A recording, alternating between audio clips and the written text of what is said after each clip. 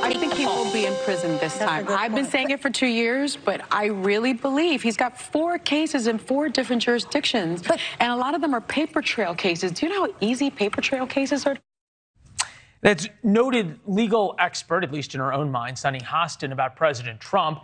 As you can tell, she can hardly contain her glee amidst the analysis of the case against Mr. Trump in New York. She, of course, is not alone among the media types filled with joy over the prospect of Trump's indictment. Colby Hall is here to talk about that in just 1 minute. First, Brian Entin, Palm Beach International Airport, where President Trump's plane now sits. Good evening. Brian, looks like it's all quiet as the sun sets. It is quiet, Leland. It's been quiet all day long. We thought there might be some movement. You see the plane behind me, former President Trump 757. They pulled the stairs up to the plane a couple of hours ago, so we thought that might be an indication of something happening. It wasn't. It's been very, very quiet here at the airport. It's been quiet over at Mar-a-Lago, where we believe the former president is right now. No coming and going from there today. Maybe a handful of Trump supporters who've been outside with flags and pickup trucks and that kind of thing. But for the most part, it's been pretty non-eventful here in Palm Beach today, Leland. All right, fair enough. On watch tomorrow as things develop. Brian, thank you. We want to show you live pictures of New York as well, where there was a pro-Trump protest put on by the Young Republicans Club. We're seeing pictures there of the courthouse in New York because there's not much going on.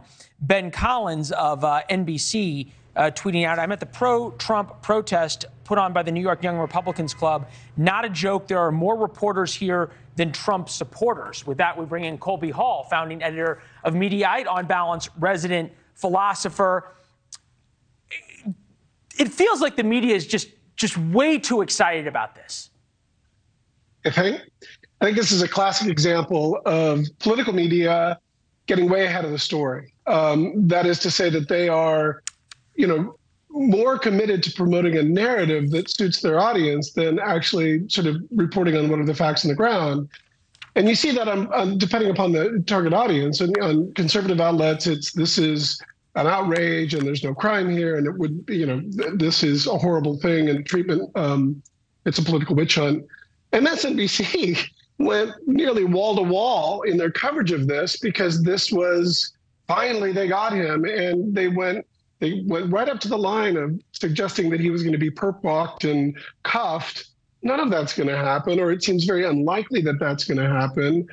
And so, here we have, we're waiting for this narrative to reveal itself when I'm guessing it's probably going to be pretty underwhelming. You talk about that whole concept of finally we got him. And there's been so many finallys, right? It was Russian collusion. It was grabber by the P-tape. It was impeachment #1. It was impeachment #2. There's always been these moments that there was a feeling that we finally got Trump, and then it just all fell apart. Just take a look and a listen here. Joe Scarborough and some of the CNN coverage back to back.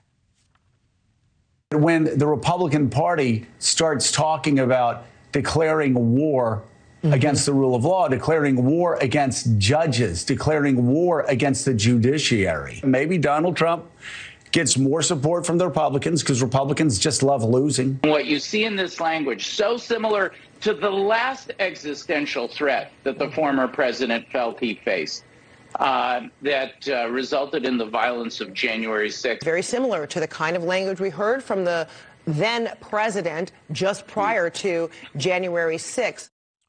What, if any, is the cost to these networks if they're wrong again? Nothing. There is no score sheet. There is no, we saw this recently with Fox News, and we learned in those Dominion documents that, what they were saying to their viewers was very different from what they were saying behind the scenes about the conspiracy of an election fraud. Their ratings haven't suffered. They're still as lucrative as ever. They've taken a reputational hit. Same thing happened, especially with MSNBC, and I would say Rachel Maddow, with the Steele dossier and sort of this hyperventilation that it was just a matter of days before Trump was going to be proven to have colluded with Russia. Now, Thanks for watching. Go to newsnationnow.com to find NewsNation on your television provider. And don't forget to subscribe. Click the red button to get more of NewsNation's fact-driven, unbiased coverage.